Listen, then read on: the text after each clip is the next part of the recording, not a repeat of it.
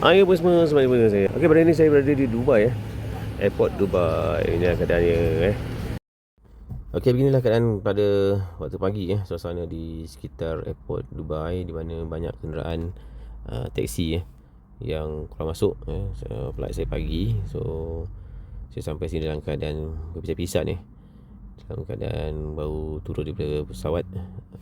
Beginilah keadaan pada waktu pagi di Dubai, di mana pada ketika ini ramai orang yang sedang berpusu-pusu nak masuk kerja kan. Macam kita kat sini lah, macam KL pada waktu pagi kan, ramai orang nak pergi kerja kan, macam tu lah. Cuma di sini lalu lintas dia memang sibuk jugalah sebab dia punya highway dia ni, laluan dia ni ada yang sampai 5 ke 6 lorong pun ada.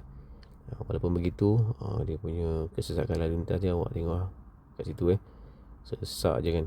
Kenderaan memang banyak lah, bertali arus kat sini yang pergi, yang balik. Saya tak dapat bayangkan lah, inilah first time saya jumpa suasana yang saya ingat KL tu dah sibuk dah, kat sini lagi sibuk pada waktu pagi macam inilah keadaan dia.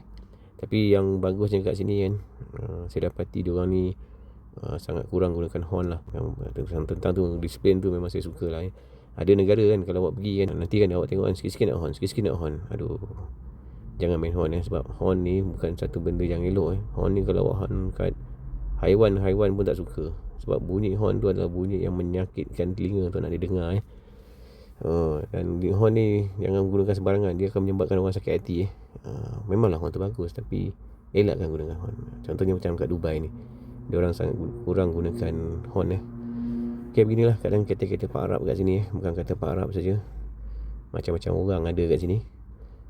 Ni semua nak pergi kerja pada pagi ni. Di sini gaji dia mahal Kalau awak dapat kerja kat Dubai ni, gaji dia mahal memang seronok dapat kerja kat sini. Tapi awak kena pandai intai peluang lah, macam mana nak kerja. Saya tak datang nak fikir pasal benda macam ni, sebab saya datang ni nak melancong saja kan. Inilah kenderaan yang terdapat di Dubai pada waktu pagi macam-macam jenis model kenderaan ada kat sini.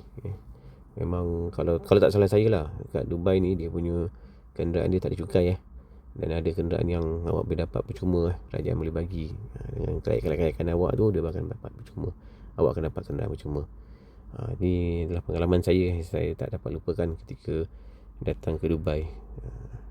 Okey, dari sini saya kat sini dulu perkongsian saya tentang suasana pagi di Dubai, di mana kenderaan dia memang agak sibuk dan beginilah seadanya. Okey, saya kat sini dahulu, jumpa lagi.